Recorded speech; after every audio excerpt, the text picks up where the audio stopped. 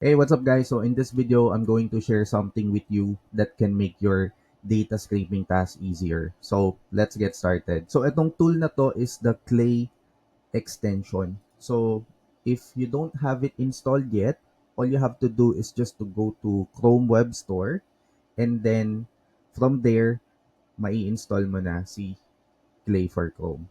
Okay?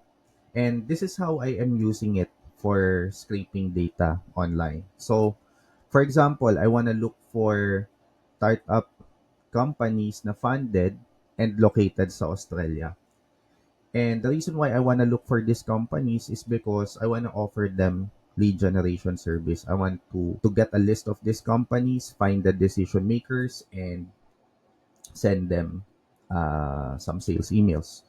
So, what I would do first is I'm going to search sa Google kung saan ko ba makikita yung list of startups. Okay. So, sinearch ko na siya prior to recording this video. Alright. So, ayan. It looks like I can get a list from this site, growth list. Okay. Alright.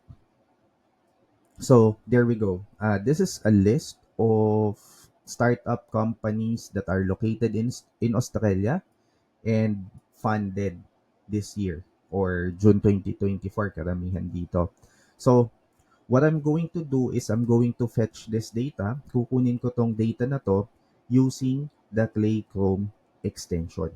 So to do that, I just need to click on this icon, itong Clay icon here. And then as you see here, na-view or na-detect ni Clay Chrome extension yung table na present dito sa page na to.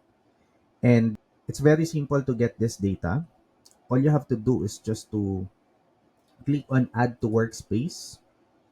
And what's gonna happen next is that the data is going to be transferred to your Clay table.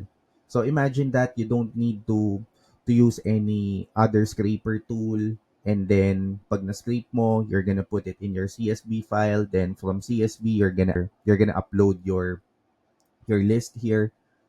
This is really gonna save you some time because ayun, diretso na dito sa Clay table natin. So we have the company name. So ito yung nakuha natin. All right. And then we also have the domain, and then the industry,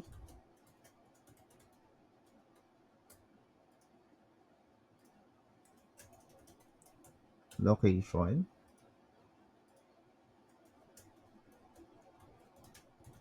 and then the amount of funding.